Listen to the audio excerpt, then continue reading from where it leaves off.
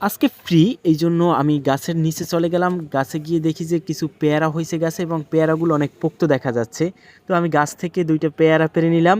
এই পেয়ারাগুলো আমি আজকে বানিয়ে খাবো। তো পেয়ারার সাথে আমি আরও কিছু মিক্স করব। সেই দেখলাম যে কামরাঙ্গা গাছে ভালোই কামরাঙ্গা হয়েছে, কিন্তু এখানে বেশিরভাগ কামরাঙ্গাই ছিল একটু কাঁচা। পাকা দেখে দুইটা কামরাঙ্গা পেড়ে নিলাম।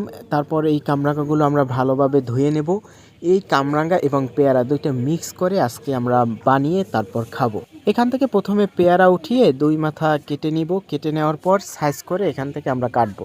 তো মাঝখান থেকে কেটে সাইজ করে করে একটু ছোট ছোট সাইজ করব, যেন এটা পরবর্তীতে আমাদের বানাবার জন্য সুবিধা হয়।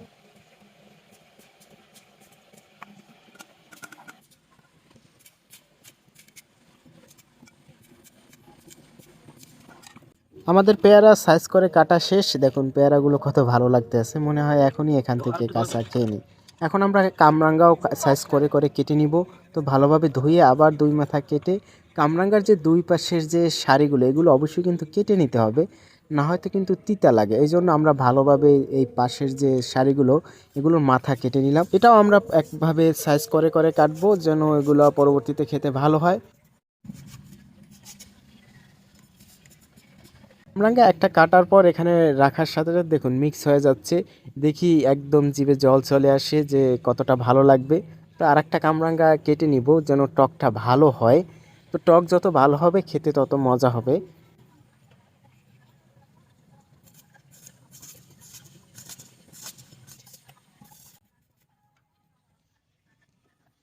অবশেষে আমাদের কামরাঙ্গা এবং পেয়ারা সবগুলো সাইজ করে কাটা শেষ। এগুলোর স্বাদ বৃদ্ধির জন্য আমাদের এগুলো ছেঁচে তারপর বানিয়ে নিতে হবে। তো এই জন্য আমি পাটার কাছে নিয়ে গেলাম। ছেঁচাটা ভালোভাবে করার জন্য এখান থেকে অল্প পরিমাণ নিয়ে নিয়ে অল্প অল্প ছেঁচে ছেঁচে তারপর রাখতে হবে। তো আমি এখানে অল্প উঠিয়ে দিলাম, এখানে কিন্তু তারা ছেঁচতে আছে। দেখুন গুলো ছেঁচার পর আমাদের আলাদা পাত্রে রাখতে হবে, কারণ মিক্স করা যাবে না।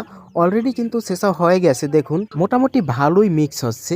তো এটা করার কারণ হচ্ছে পেয়ারা এবং কামরাঙ্গা যেন একত্র হয়ে যায়।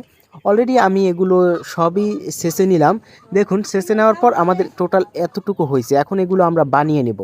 তো বানাবার জন্য আমি 5টা কাঁচামরিচ নিচ্ছি। আপনারা যদি বানিয়ে খান তাহলে আপনাদের পরিমাণ মতো নিতে পারেন।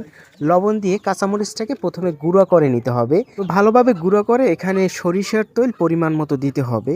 তো আমি পরিমাণ মতো দিয়ে আবার সরিষার তেলটাকে ভালোভাবে মেখে নিতে হবে। তারপর মিক্স করা পেয়ারা এবং কামরাঙ্গাগুলো আমরা এখানে দিয়ে দেব। দেওয়ার পর এগুলো কিন্তু ভালোভাবে মেখে নিতে হবে। আমাদের মাখা তৈল লবণ মরিচ যেন টোটাল এই কামরাঙ্গা এবং পেয়ারার মিক্সের সাথে একত্র হয়ে যায়, না হয়তো কিন্তু ভালো লাগবে না। এই জন্য একদম ভালোভাবে মিক্স করে নেবেন। যতটা ভালোভাবে মিক্স করবেন ততটা কিন্তু ভালো লাগবে। তো এখানে অলরেডি কিন্তু মিক্স করা শেষ, মনে হয় এখনই স্বাদ বের হয়ে গেছে। এখনই দেখে কিন্তু মুখে জল চলে আসছে।